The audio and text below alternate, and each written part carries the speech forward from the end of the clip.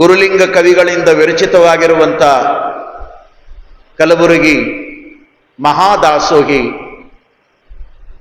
ಶರಣಬಸವೇಶ್ವರರ ಲೀಲಾಮೃತವನ್ನ ಪುರಾಣದ ನುಡಿಗಳನ್ನು ಆಧರಿಸಿಕೊಂಡು ನಾವು ನೀವೆಲ್ಲ ನಿತ್ಯ ಭಕ್ತಿಯಿಂದ ಶರಣನ ದಿವ್ಯ ಚರಿತ್ರೆಯನ್ನು ಶ್ರವಣ ಮಾಡ್ತಾ ಇಂದು 10ನೇ ದಿನದಲ್ಲಿ ಮುಂದುವರಿಯುತ್ತಾ ಇದ್ದೇವೆ. ಅರಳಗುಂಡಿಗೆಯ ಅಮರಮೂರ್ತಿಯಾಗಿ ಅವತಾರವನ್ನು ತಾಳಿರುವಂಥ ಶಿವನ ಅಂಶವೇ ಆಗಿರುವಂಥ ಶರಣಬಸವೇಶ ತೊಟ್ಟಿಲ ಮಗುವಾಗಿ ಶಿವಲೀಲೆಯನ್ನ ಬಾಲಲೀಲೆಯನ್ನ ತೋರುವುದರ ಮೂಲಕ ಕನ್ನಡ ನಾಡಿನ ಇತಿಹಾಸದಲ್ಲಿ 12ನೇ ಶತಮಾನದ ಬಸವಾದಿ ಶರಣರ ತತ್ವ ಸಿದ್ಧಾಂತಗಳನ್ನ ಮತ್ತೊಮ್ಮೆ ಈ ನಾಡಿನಲ್ಲಿ, ಭರತ ಭೂಮಿಯಲ್ಲಿ, ಈ ವಿಶ್ವದಲ್ಲಿ ನಾನು ಬೆಳಗುತ್ತೇನೆ ಅನ್ನುವಂಥ ಸೂಚನೆಗಳ ಮೂಲಕ ಶಿವಶಿಶುವಾಗಿ ಶರಣಬಸವೇಶ್ವರರು ಕಂಗೊಳಿಸ್ತಾ ಇದ್ದಾರೆ. ಹೆತ್ತ ತಾಯಿ ಸಂಗಾಂಬೆ, ಪಡೆದ ತಾಯಿ ಮಡಿಯಮ್ಮ, ಅವರೀರ್ವರ ಅಪರೂಪವಾಗಿರುವಂಥ ಪ್ರೀತಿಯ ಅಕ್ಕರೆಯಲ್ಲಿ ಶರಣಬಸವೇಶ ಆನಂದವಾಗಿರುವಂಥ ಅಕ್ಕರೆಯನ್ನ ಪಡೀತಾ ಬೆಳೀತಾ ಇದ್ದಾನೆ ಬಿದಿಗೆಯ ಚಂದಿರನಂತೆ. ನಿನ್ನೆ ದಿನ ನಾನು ಹೇಳ್ತಾ ಇದ್ದೆ, ತಾಯಿಯ ಎದೆ ಹಾಲು ಅದು ಅಮೃತ, ಅದು ಪ್ರಸಾದ, ಅದು ಶಿವನು ಮಾಡಿದ ಅಡುಗೆ, ಅದು ಮಾನವರು ಮಾಡುವ ಅಡುಗೆಯಲ್ಲ, ಅದು ದೇವರು ಮಾಡಿದ ಮಹಾಪ್ರಸಾದ. ಯಾರು ಆ ಪ್ರಸಾದವನ್ನ ಉಣಿಸುವಂಥವರು ಪ್ರಸನ್ನತೆಯಿಂದ ಉಣಿಸ್ತಾರೋ ಆ ಪ್ರಸಾದ ಆ ಮಕ್ಕಳ ಮೇಲೆ ಬಹುದೊಡ್ಡ ಪರಿಣಾಮವನ್ನು ಬೀರಿ ಆ ಮಕ್ಕಳ ಭವಿಷ್ಯವೇ ಬೆಳಕಾಗಿ ಹೋಗ್ತದೆ. ಅದಕ್ಕಾಗಿಯೇ 12ನೇ ಶತಮಾನದಲ್ಲಿ ಅಪ್ಪ ಬಸವಣ್ಣನವರು ಈ ವಿಷಯವನ್ನು ಕೂಡ ಸೂಕ್ಷ್ಮವಾಗಿ ಒಬ್ಬ ವಿಜ್ಞಾನಿಯಂತೆ, ಒಬ್ಬ ಜೀವಶಾಸ್ತ್ರ ಬಲ್ಲಂತ ಪರಮಜ್ಞಾನಿಯಂತೆ ವಿಚಾರ ಮಾಡಿ ತಮ್ಮ 4-5 ಸಾಲಿನ ಒಂದು ವಚನದೊಳಗ ಈ ಮಾತುಗಳನ್ನು ಬರೆದಿದ್ದಾರೆ. ಇಂದಿಗೆ 900 ವರ್ಷಗಳ ಹಿಂದೆ. ಇಂದು ವಿಜ್ಞಾನದ ಜಗತ್ತು, ತಂತ್ರಜ್ಞಾನದ ಜಗತ್ತು, ಏನೆಲ್ಲವುಗಳು ಸಂಶೋಧನೆಯಾಗ್ತಾ ಇದ್ದಾವೆ, ಏನೆಲ್ಲ ವಿಚಾರಗಳ ಬಗ್ಗೆ ಚಿಂತನ ಮಂಥನ ಚರ್ಚೆಗಳು ಏನೆಲ್ಲ ನಡೀತಾವೆ. ಅಂದು ಏನೂ ಸೌಲಭ್ಯ ಇಲ್ಲದೆ ಇರುವ ಕಾಲದೊಳಗ ಕಲ್ಯಾಣದ ಪ್ರಧಾನಮಂತ್ರಿಗಳಾಗಿರುವಂಥ ಅಪ್ಪ ಬಸವಣ್ಣನವರು ಎಷ್ಟು ಅರ್ಥಪೂರ್ಣವಾದ ಒಂದು ಚಿಂತನದ ಸ್ವಾನುಭವದ ಒಂದು ಮಾತನ್ನ ತಮ್ಮ ವಚನದೊಳಗೆ ನಮ್ಮೆಲ್ಲರ ಮುಂದೆ ಬಿಚ್ಚಿಡುತ್ತಾರೆ. ಒಲೆ ಹತ್ತಿ ಉರಿದಡೆ ನಿಲ್ಲಬಹುದಲ್ಲದೆ ನೆಲ ಹತ್ತಿ ಉರಿದಡೆ ನಿಲ್ಲಬಹುದೇ, ಧರೆ ಹತ್ತಿ ಉರಿದಡೆ ನಿಲ್ಲಬಹುದೇ, ಏರಿ ನೀರುಂಬೊಡೆ ಬೇಲಿಕೆಯ ಮೇವಡೆ, ನಾರಿ ತನ್ನ ಮನದಲ್ಲಿ ಕಳುವಡೆ, ತಾಯಿಯ ಮೊಲೆ ಹಾಲು ನಂಜಾಗಿ ಕೊಲುವಡೆ, ಇನ್ನಾರಿಗೆ ದೂರುವೆ ಕೂಡಲ ಸಂಗಮ ದೇವ. ಎಂತ ಅನುಭವದ ಮಾತನ್ನ ಹೇಳ್ತಾರೆ. ಒಂದು 3-4 ಉದಾಹರಣೆಗಳನ್ನು ಕೊಡ್ತಾರವರು. ಒಲೆ ಹತ್ತಿ ಉರಿದಡೆ ನಿಲ್ಲಬಹುದಲ್ಲದೆ ಧರೆ ಹತ್ತಿ ಉರಿದಡೆ ನಿಲ್ಲಬಹುದೇ. ಮನೆಯೊಳಗೆ ಅಡುಗೆ ಮಾಡುವಂತ ಒಲೆ ಹತ್ತಿದ್ರ ನಿಲ್ಲಬಹುದು, ಆದ್ರೆ ಇಡೀ ಧರೆಗೆ ಧರೆನೆ, ಮನೆಗೆ ಮನೆನೆ ದಗದಗ ಅಂತ ಉರಿಲಿಕ್ಕೆ ಆರಂಭ ಮಾಡ್ತು ಅಂದ್ರೆ ಯಾರು ನಿಲ್ಲಲಿಕ್ಕೆ ಸಾಧ್ಯ? ಎಷ್ಟು ಸೊಗಸಾದ ಉದಾಹರಣೆಯನ್ನು ಕೊಡ್ತಾರೆ, ಕಣ್ಣಿಗೆ ಕಟ್ಟುವಂತೆ. ಒಲೆ ಹತ್ತಿ ಉರಿದಡೆ ನಿಲ್ಲಬಹುದಲ್ಲದೆ ಧರೆ ಹತ್ತಿ ಉರಿದಡೆ ನಿಲ್ಲಬಹುದೇ? ಪ್ರಶ್ನೆ ಮಾಡ್ತಾರೆ. ನಿಲ್ಲಕ್ಕೆ ಆಗ್ತದೇನು? ಆ ಉರಿಯ ತಾಪವನ್ನ ತಾಳ್ಕೊಳ್ಳಿಕ್ಕೆ ಆಗ್ತದೇನು? ಒಂದು ವೇಳೆ ನಿಂತ್ರೆ ನೀನು ಉಳಿಯೋದೇ ಇಲ್ಲ, ಆ ಅಗ್ನಿಯೊಳಗ ಬೆಂದು ಹೋಗ್ತೀಯ, ಸುಟ್ಟು ಹೋಗ್ತೀಯ. ಎಷ್ಟು ಸುಂದರವಾದ ಅನುಭವದ ಮಾತುಗಳು, ಎಷ್ಟು ಸಹಜ ಸತ್ಯವಾದ ಮಾತುಗಳು. ಅದಕ್ಕಾಗಿನೇ ಶರಣರ ಅನುಭವ ಈ ಜಗತ್ತಿನೊಳಗ ಯಾಕೆ ಶ್ರೇಷ್ಠ ಆಗ್ತದಂದ್ರೆ ಅದರ ಮುಂದಿನ ವಿಚಾರ ಎಲ್ಲಿಯೂ ನಮಗೆ ಸಿಗೋದಿಲ್ಲ. ಅದಕ್ಕಾಗಿ ಶರಣರ ಅನುಭವ ಅದು ಪರಮ ಶ್ರೇಷ್ಠ ಈ ಜಗತ್ತಿನೊಳಗ, ಈ ವಿಶ್ವದೊಳಗೆ. ಎರಡನೇ ಮಾತನ್ನೇ ಹೇಳ್ತಾರೆ, ಬಹಳ ಸುಂದರವಾದ ಮಾತು. ಬೇಲಿ ಕೆಯ್ಯಮೇವಡೆ. ರೈತ ಹೊಲದೊಳಗಿರುವ ಬೆಳೆ ಹಾಳಾಗಬಾರದು ಅಂತಾನೆ ಬದುವಿನ ಸುತ್ತ ಬೇಲಿ ಹಾಕ್ಯಾನ. ಪ್ರಾಣಿಗಳು ಬರಬಾರದು, ಅಪರಾತ್ರಿಯೊಳಗೆ ಯಾವುದೋ ಪ್ರಾಣಿ ಬಂದು ನುಗ್ಗಿ ಬೆಳೆದ ಬೆಳೆಯನ್ನ ಹಾಳು ಮಾಡಬಾರದು, ನನಗೂ ವರ್ಷದ ಬುತ್ತಿ ಆಗಬೇಕು ಅಂತ ರೈತ ಬೇಲಿ ಹಾಕ್ಯಾನ. ಬೇಲಿ ಹಾಕುವ ಉದ್ದೇಶ ಬೆಳೆಯನ್ನ ಕಾಪಾಡಿಕೊಳ್ಳುವಂತಹದ್ದು. ಬಸವಣ್ಣನವರು ಬರೀತಾರೆ, ಬೇಲಿಯೇನೋ ಹಾಕಿದ್ದು ಕರೆ, ಆದ್ರ ಬೇಲಿನ ಎದ್ದು ಹೊಲ ಮೇಯ್ತು ಅಂದ್ರ ಅನ್ನೋದಿಲ್ಲ. ಏನ್ರಿ, ಬೇಲಿನ ಎದ್ದು ಹೊಲ ಮೇಯ್ದಂಗಾಗ್ಯದ ನಮ್ಮ ಮನೆ ತಂದಾಗ ಅಂತಾರ ನೋಡಿ. ಕಾಯುವವರಾರು ರಕ್ಷಕರೇ ಭಕ್ಷಕರಾದರೆ, ಕಳ್ಳರನ್ನ ಹಿಡಿಯುವವರೇ ಕಳ್ಳರಾದರೆ, ಸಮಾಜವನ್ನ ಉದ್ಧಾರ ಮಾಡುವವರೇ ಮೋಸಗಾರರಾದರೆ, ನ್ಯಾಯವನ್ನ ಹೇಳುವವರೇ ವಂಚಕರಾದರೆ, ಎಲ್ಲಿ ಹಿಡಿಯೋರದಿರಿ ನೀವು? ವಿಚಾರ ಮಾಡುವ ಮಾತುಗಳು. ಬೇಲಿ ಕೆಯ್ಯ ಮೇವಡೆ. ಬಹಳ ಸುಂದರವಾದ ಅನುಭವದ ಮಾತುಗಳನ್ನ ಹೇಳಿದ್ರಪ್ಪ ಅವರು. ಒಲೆ ಹತ್ತಿ ಉರಿದಡೆ ನಿಲ್ಲಬಹುದಲ್ಲದೆ ಧರೆ ಹತ್ತಿ ಉರಿದಡೆ ನಿಲ್ಲಬಹುದೇ? ಬೇಲಿ ಕೇಯ ಮೇವಡೆ ಏರಿ ನೀರುಂಬೊಡೆ. ಚಲೋ ಬಾಳೆ ತೋಟ ಮಾಡ್ಯಾನ ರೈತ. ಬಾವಿಯಿಂದ ಬೆಳೆಗೆ ನೀರು ಹೋಗಬೇಕು ಅಂತ ಬಹಳ ಚಲೋ ಚಿಕ್ಕದಾದ ಕಾಲುವೆಯನ್ನ ಮಾಡಿ, ಅದಕ್ಕೆ ಮಣ್ಣಿನ ಏರನ್ನ ಮಾಡಿ, ಬದುವನ್ನ ಮಾಡಿ, ನೀರು ಎಲ್ಲಿಯೂ ಹೋಗಬಾರದು, ಸೀದಾ ಬೆಳೆಗೆ ಹೋಗಬೇಕು ಅಂತ ಮಾಡ್ಯಾನ. ಮೊದಲೆಲ್ಲ ಹಂಗ ಮಾಡ್ತಿದ್ರು, ಈಗ ಬಹಳ ಸುಧಾರಣೆ ಆಯ್ತು. ಈಗೆಲ್ಲ ಡ್ರಿಪ್ ಮಾಡಿ ಕೂತೀವಿ ನಾವು. ಅವು ಹೋಗ್ಯಾವ. ಮೊದಲೆಲ್ಲ ನೋಡಿ, ಆ ಏತದ ಮೂಲಕ ನೀರನ್ನ ಕೆಡವಿ ಅದರ ಮೂಲಕ ಮೋರಿಗಳನ್ನ ಮಾಡಿ ನೀರು ಬಿಡುವಂತ ಒಂದು ಕಾಲ ಇತ್ತು. ನಾವೆಲ್ಲ ಚಿಕ್ಕವರಿದ್ದಾಗ ನೋಡಿವಿ ಅವನ್ನ. ಇವತ್ತು ನೋಡ್ಲಿಕ್ಕೂ ಸಿಗೋದಿಲ್ಲ. ಮಟ್ಟಿ ಒಡೆಯವರು ಯಾರದಾರ, ಏತಪ್ಪನ ಒಡೆಯವರು ಯಾರದಾರ, ಎತ್ತರ ಇಟ್ಟವ್ರು ಎಷ್ಟು ಮಂದಿ ಅದಾರ, ಅದು ಬಹಳ ಮುಖ್ಯ. ಅದು ಅವು ಎಂಡಿ ಹಾಕ್ಲಾರ್ದು ಟ್ಯಾಕ್ಟ್ರಿ ಬಂದ್ ನಿಂತಾವ್ ಮನಿ ಮುಂದ ರೈತರ ತೋಟದಾಗ. ಹೌದಲ್ರಿ?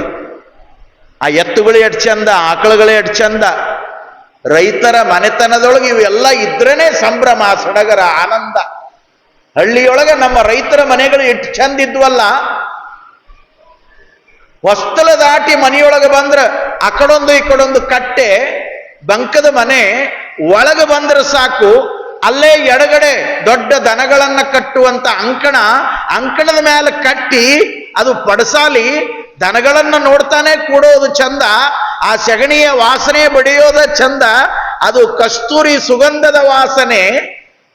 ಕೈ ಕೆಸರಾದರೆ ಬಾಯಿ ಮೊಸರು ಅನ್ನುವಂತ ಮಾತಿನಂತೆ ನಿತ್ಯ ಅವುಗಳ ಸೇವೆ ಮಾಡೋದು ಚಂದಿತ್ತು. ಆರೋಗ್ಯ ಎಷ್ಟು ಚಂದಿತ್ತು. ಎಲ್ಲರ ಮನೆಯೊಳಗೆ ಹೈನ, ಹಾಲು, ಮೊಸರು, ತುಪ್ಪ, ಬೆಣ್ಣೆ ಸಮೃದ್ಧ. ಅಷ್ಟೇ ಅಲ್ಲ, ಬಂದವರಿಗೆ ಹೋದವರಿಗೆ ಹೈನ ಕೊಟ್ಟು ಆನಂದ ಪಡುವ ಒಂದು ಕಾಲ ಇತ್ತು. ಎಲ್ಲದ ಬೇಕ್ರಿಗೆ ಹೋಗಿ ಮತ್ಯಾವುದೋ ಅಂಗಡಿಗೆ ಹೋಗಿ ತರೋತನ ಗತಿ ಇಲ್ಲಿ. ಅವು ಪಾಕೆಟ್ನಾಗ ಬರ್ಬೇಕು. ಒಂದ್ ಕಡೆ ಹೇಳ್ತಾರ ಪ್ಲಾಸ್ಟಿಕ್ನಾಗಿದ್ದು ತಿನ್ನಬ್ಯಾಡ್ರು ಕುಡಿಬ್ಯಾಡ್ರು ಅಂತ ಅವ್ರು ಹೇಳ್ತಾರ, ಮುಂಜಾನೆ ಅದು ತಂದು ಕುಡಿಲಿಲ್ಲ ಗತಿ. 2 ದಿನ 3 ದಿನ ಸ್ಟಾಕ್ ಮಾಡಿ, ಕೆಲವರು ವಾರಗಟ್ಲೆ ಸ್ಟಾಕ್ ಮಾಡಿ ಮಿಲ್ಕ್ ಕೊಡ್ತಾರ, ಕರಡು ಕೊಡ್ತಾರ, ಘೀ ಕೊಡ್ತಾರ, ಎಲ್ಲ ಕೊಡ್ತಾರಲ್ಲ. ನೋಡ್ತೀವಿ ಹೆಂಗಿತ್ತು. ಸುಮ್ಮನೆ ಕಲ್ಪನೆ ಮಾಡ್ಕೊಂಡ್ರೆ ಎಷ್ಟು ಆನಂದ ಅನಿಸ್ತದ. ಆ ಹಿಂದಿನ ಮನೆಗಳನ್ನ ನೋಡೋದೇ ಒಂದು ಚಂದ. ಅದು ಇಲ್ಲ ಇವತ್ತು ನೋಡಿ. ಹಾಗಾಗಿ ನೀರು ಹೋಗಬೇಕು ಅಂತ ರೈತ ಮೋರಿ ಬೆಳೆಗೆ. ಆದ್ರೆ ಬಸವಣ್ಣನವರಂತಾರೆ ಏರಿ ನೀರುಂಬಡೆ. ಅದೇನು ಏರಿ ಮಾಡ್ಯಾನ ರೈತ, ಅದ ತೆಗ್ಗು ಬಿದ್ದು ಹೋಗೋ ನೀರನ್ನೆಲ್ಲ ಇಲ್ಲೇ ಕುಡ್ಕೋತ ಕುಂತ್ರ ಇನ್ನು ಬೆಳೆಗಳ ಗತಿ ಏನಪ್ಪ? ಅವುಗಳನ್ನ ಕಾಪಾಡೋರು ಯಾರು? ಏರಿ ನೀರುಂಬಡೆ ಬೇಲಿ ಕೇಯ ಮೇವಡೆ ದರೆ ಹತ್ತಿ ಉರಿದಡೆ. ಏನ್ ಗತಿ? ಈ ಮಾತನ್ನ ಹೇಳಿ ಮುಂದುವರಿತಾ ಹೇಳ್ತಾನೆ, ನಾರಿ ಮನದಲ್ಲಿ ಕಳುವಡೆ. ಯಾಕೆ ಇಲ್ಲಿ ನಾರಿಯ ಮುಖ್ಯವಾದ ಮಾತನ್ನ ಬಸವಣ್ಣನವರು ಯಾಕೆ ಬಳಸ್ಕೊಂಡ್ರು? ಅವರನ್ನ ಇನ್ಸಲ್ಟ್ ಮಾಡಬೇಕನ್ನುವ ಸಲುವಾಗಿ ಅಲ್ಲ. ಒಬ್ಬ ತಾಯಿ, ನಾರಿ, ಗರತಿ, ಹೆಣ್ಣು ಈ ಜಗತ್ತಿನ ಕಣ್ಣಾಗಬೇಕು. ತೊಟ್ಟಲು ತೂಗುವನ್ನ ಕೈ ಅದು ಜಗತ್ತನ್ನು ತೂಗುತ್ತದೆ. ಸ್ತ್ರೀ ಬರೇ ಸ್ತ್ರೀ ಅಲ್ಲ, ಅವಳು ಅದ್ಭುತವಾದ ಶಕ್ತಿ. ಅವಳು ಅರಿವು, ಆಚಾರ, ಸಂಸ್ಕೃತಿ, ಸಂಸ್ಕಾರ ಏನೆಲ್ಲ ಹೆಣ್ಣು. ಹೆಣ್ಣು ಮನೆತನದ ಕಣ್ಣು. ಎಲ್ಲ ಅರ್ಥಗಳಲ್ಲಿ ಮನದಲ್ಲಿ ಒಳ್ಳೆಯ ವಿಚಾರಗಳು, ವಿಷಯಗಳು ತುಂಬಿಕೊಂಡು ಯಾವ ತಾಯಿ ಪ್ರಣವ ಪಂಚಾಕ್ಷರಿ ಮಹಾಮಂತ್ರವನ್ನ ಅಂತರಂಗದೊಳಗ ಓಂ ನಮಃ ಶಿವಾಯ, ಓಂ ನಮಃ ಶಿವಾಯ, ಓಂ ನಮಃ ಶಿವಾಯ ಅನ್ನುವ ಸಂಬಂಧವನ್ನ ಮಾಡಿಕೊಂಡು ಅಪಾ ಶರಣ ಬಸವ, ಶರಣ ಬಸವ, ಶರಣ ಬಸವ ಅನ್ನುವಂತ ಶರಣರ ಸ್ಮರಣೆಯನ್ನ ಮಾಡ್ತಾ ಯಾವ ತಾಯಿ ತನ್ನ ಮಗುವನ್ನ ಎತ್ತಿಕೊಂಡು ಅಮೃತ ಸದೃಶ್ಯವಾಗಿರುವಂತ ಎದೆಯ ಹಾಲನ್ನ ಶರಗನ್ನ ಮರೆ ಮಾಡಿ ಕುಡಿಸ್ತಾಳೋ ಆ ಮಗುವಿಗೆ ಆ ಹಾಲು ಪರಮ ಪ್ರಸಾದ ಆಗ್ತದ, ಪರಮ ಪ್ರಸಾದ ಆಗ್ತದೆ. ಮನಸ್ಸಿನೊಳಗ ಇಲ್ಲದ್ದೊಂದು ವಿಚಾರ ಮಾಡಿ ಕೆಟ್ಟ ವಿಚಾರಗಳನ್ನು ತುಂಬಿಕೊಂಡು ಮನಸ್ಸನ್ನ ಕೆಡಿಸಿಕೊಳ್ಳುವುದಕ್ಕೇನೆ ಈ ಮಾತನ್ನ ಬಳಸಿದರು ಬಸವಣ್ಣನವರು. ನಾರಿ ಮನದಲ್ಲಿ ಕಳುವಡೆ. ಮನಸ್ಸಿನ ಮೂಲಕವೂ ಕಳ್ಳತನ ಆಗ್ತದೆ. ಬರೇ ದೇಹದ ಮೂಲಕ, ಕೈಗಳ ಮೂಲಕ ವಸ್ತುಗಳನ್ನ ಕದಿಯೋದಷ್ಟೇ ಕಳ್ಳತನ ಅಲ್ಲ. ಅಲ್ಲದುದ ಅನ್ಯರ ವಿಚಾರ ವಸ್ತುಗಳನ್ನ ಸುಮ್ಮನೆ ನಮ್ಮ ತಲೆಯೊಳಗೆ ತುಂಬಿಕೊಂಡು ಅದನ್ನೇನಾದರೂ ನಾವು ಅಪೇಕ್ಷೆ ಪಟ್ಟರೂ ಕೂಡ ಅದು ಅಪರಾಧ, ಅದು ಕಳ್ಳತನ, ಅದು ಮಹಾಪಾಪ. ಮನಸ್ಸಿನಿಂದ ನಡೆಯುವಂತ ಪಾಪ ಬೇರೆ ಅದಾವ. ನಾನು 3ನೇ ದಿನದ ಪ್ರವಚನದೊಳಗೆ ಹೇಳಿದೆ, ಪಾಪ ಪುಣ್ಯ ಎರಡ ಬಹಳ ಜನರಿಗೆ ಗೊತ್ತದ. ಪುಣ್ಯದೊಳಗೆ ಎಷ್ಟು ಪ್ರಕಾರಗಳದಾವ, ಪಾಪದೊಳಗೆ ಎಷ್ಟು ಪ್ರಕಾರಗಳದಾವ ಅನ್ನೋದನ್ನು ಹೇಳಕ್ಕಾಗಲಿಲ್ಲ, ನನಗೆ ಟೈಮ ಸಾಲಿಲ್ಲ. ಅದು ಹಂಗ ಪೆಂಡಿಂಗ್ ಅದ, ಮತ್ತೆ ಯಾವಾಗ ಹೇಳ್ತೀನಿ. ಪಾಪದೊಳಗೆ ಎಷ್ಟು ಪ್ರಕಾರಗಳು, ಪುಣ್ಯದೊಳಗೆ ಎಷ್ಟು ಪ್ರಕಾರಗಳದಾವ ವಿಚಾರ ಮಾಡಬೇಕು. ಮನಸ್ಸಿನಿಂದ ನಡೆಯುವಂತ ಪಾಪ, ವಾಣಿಯಿಂದ ನಡೆಯುವಂತ ಪಾಪ, ಕಾಯದಿಂದ ನಡೆಯುವಂತ ಪಾಪ. ಕಾಯ ವಾಚ ಮನಸ ಅಂತಾರ ನೋಡ್ರಿ. ಮಾತಿನಿಂದ ಅಲ್ಲ ಸಲ್ಲದ್ದು ಏನಾದರೂ ನೀನು ನುಡಿದಿ ಅಂದ್ರೆ ಅದು ಒಂದು ಪಾಪನೇ. ಇರದೇ ಇರೋದನ್ನ ಇನ್ನೊಬ್ಬರ ಮೇಲೆ ಆರೋಪ ಮಾಡೋದು ಪಾಪನೇ. ಹಾಗೆ ಮನಸ್ಸಿನೊಳಗ ಕೆಟ್ಟ ವಿಚಾರಗಳನ್ನು ತುಂಬಿಕೊಂಡು ಆಲೋಚನೆ ಮಾಡೋದು ಕೂಡ ಅದೊಂದು ಕಳ್ಳತನದ ಪಾಪ, ಕಳ್ಳತನದ ಪಾಪ. ಅದಕ್ಕಾಗಿ ಹಾಲನ್ನ ಕುಡಿಸುವಾಗ ಹೆತ್ತವ್ವ, ಹಡೆದವ್ವ ತಾಯಿ ಪರಮ ಪವಿತ್ರವಾಗಿರುವಂತ ಶಿವನಾಮ ಸ್ಮರಣೆಯನ್ನ, ಉತ್ತಮ ವಿಚಾರಗಳನ್ನ, ಉತ್ತಮ ಭಾವವನ್ನ ಒಳಗೆ ತುಂಬಿಕೊಂಡು ಯಾವಾಗ ಹಾಲನ್ನ ಕುಡಿಸ್ತಾಳೋ ಅದು ಆ ಮಗುವಿಗೆ ಅಮೃತ ಪ್ರಸಾದ ಆಗ್ತದ. ಇಲ್ಲ ಅಂದ್ರೆ ಅಪ್ಪ ಅವರು ಹೇಳಿದ್ರು, ತಾಯಿಯ ಮೊಲೆ ಹಾಲು ನಂಜಾಗಿ ಕೊಲುವಡೆ ಇನ್ನಾರಿಗೆ ದೂರಲಿ ಕೂಡಲ ಸಂಗಮ ದೇವ. ಯಾವ ತಾಯಿ ಮಕ್ಕಳ ಬದುಕಿಗೆ ಬೆಳಕನ್ನು ಚೆಲ್ಲಬೇಕಾಗಿತ್ತೋ, ಮಕ್ಕಳ ಬದುಕಿಗೆ ಒಂದು ಶಕ್ತಿಯನ್ನು ತುಂಬಬೇಕಾಗಿತ್ತೋ, ಆ ತಾಯಿ ಒಳಗ ಏನೇನೋ ತುಂಬಿಕೊಂಡು ಅಜ್ಞಾನದೊಳಗೆ ಬಿದ್ದು ಕೆಟ್ಟ ವಿಚಾರಗಳನ್ನು ತಲೆಯೊಳಗಿಟ್ಟುಕೊಂಡು ಹಾಲನ್ನು ಕುಡಿಸಿದ್ರ ಅದು ರಕ್ತದ ಕಣಕಣವಾಗಿ ಮಗುವಿನ ದೇಹದೊಳಗ ವಿಚಿತ್ರವಾದ ಆಟವನ್ನ ಆಡಿಸ್ತದೆ. ನೋಡಿ, ಒಂದು ಪ್ರಸಂಗ. ಶಿವಾಜಿ ಮಹಾರಾಜನ ತಾಯಿ ಜೀಜಾಬಾಯಿ.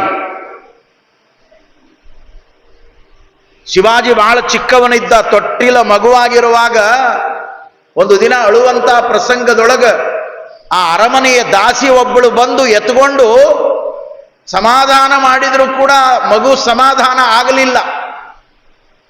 ಆವಾಗ ಜೀಜಾಬಾಯಿ ರಾಣಿ ಮೇಲ್ಭಾಗದ ಮಹಡಿಯೊಳಗ ವಿಶ್ರಾಂತಿಯನ್ನು ಪಡೆದಿದ್ದಾಳೆ. ತೊಂದರೆ ಕೊಡೋದು ಬೇಡ ಅಂತ ಈ ದಾಸಿನೇ ಒಂದು ಕಡೆ ಕೂತ್ಕೊಂಡು ತನ್ನ ಎದೆಯ ಹಾಲನ್ನ ಶಿವಾಜಿ ಆ ಮಗುವಿಗೆ ಕುಡಿಸಕತ್ತಿದ್ಲಂತ. ಆವಾಗ ಜೀಜಾಬಾಯಿ ಎದ್ದು ಹೊರಗೆ ಬರ್ತಾಳೆ, ನೋಡ್ತಾಳೆ, ಭಯಂಕರ ಸಿಟ್ಟಿಗೆದ್ದು ಸನಿಹಕ್ಕೆ ಬಂದು ಮಗು ಶಿವಾಜಿಯನ್ನ ಅವಳ ಕೈಯಿಂದ ಕಸ್ಕೊಂಡು ತಲೆಯನ್ನ ಕೆಳಗೆ ಮಾಡಿ ಎರಡು ಕಾಲುಗಳನ್ನು ಹಿಡ್ಕೊಂಡು ಗರಗರನೆ ತಿರುಗಿ ಬೆನ್ನಿಗೆ ಬಡಿದ್ರ ಕುಡಿದಿರುವ ಹಾಲನ್ನೆಲ್ಲ ಕಕ್ಕಿದನಂತೆ ಬಾಲ್ಯದೊಳಗೆ ಶಿವಾಜಿ. ಮುಂದೆ ಬೆಳೆದು ದೊಡ್ಡವನಾದ, ತಾಯಿಯ ಹರಕೆಯಿಂದ ಹಾರೈಕೆಯಿಂದ ಮಹಾತಾಯಿ ಭವಾನಿಯ ಅನುಗ್ರಹದಿಂದ ಒಬ್ಬ ವೀರ ಚಕ್ರವರ್ತಿಯಾದ.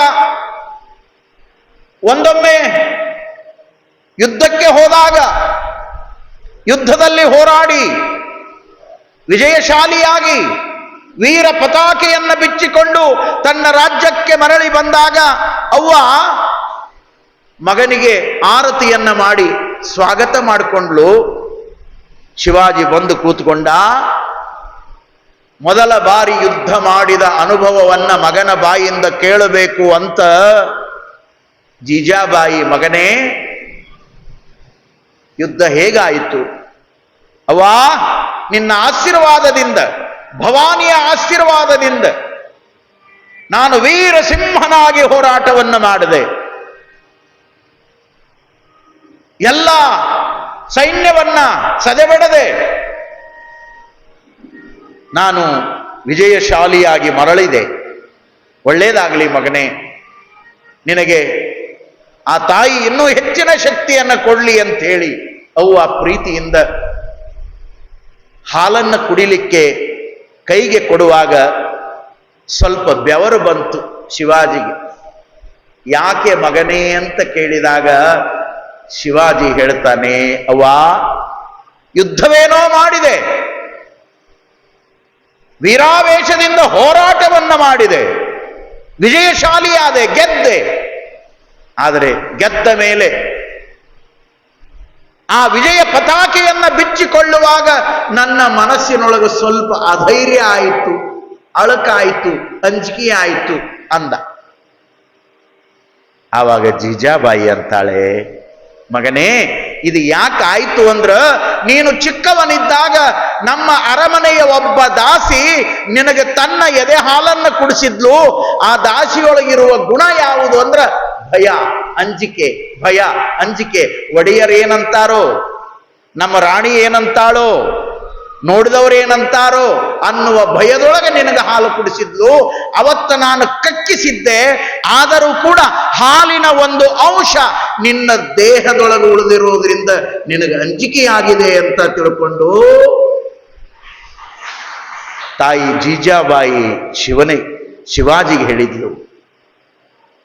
ಅದನ್ನೇ ಬಸವಣ್ಣನವರು ಅಂದು ಹೇಳ್ತಾರೆ, ತಾಯಿಯ ಮೊಲೆ ಹಾಲು ನಂಜಾಗಿ ಕೊಲ್ವಡೆ. ನಮ್ಮ ಭಾವನೆ, ನಮ್ಮ ಮನಸ್ಸು, ನಮ್ಮ ಕೆಟ್ಟ ವಿಚಾರಗಳು ಯಾವ ರೀತಿಯೊಳಗಿರ್ತಾವೋ ಆ ರೀತಿಯ ಪರಿಣಾಮ ಹಾಲನ್ನ ಕುಡಿಯುವ ಶಿಶುವಿನ ಮೇಲೆ, ಮಗುವಿನ ಮೇಲೆ ಆಗ್ತದೆ ಅನ್ನೋದು ಇದು ವೈಜ್ಞಾನಿಕ ಸತ್ಯ.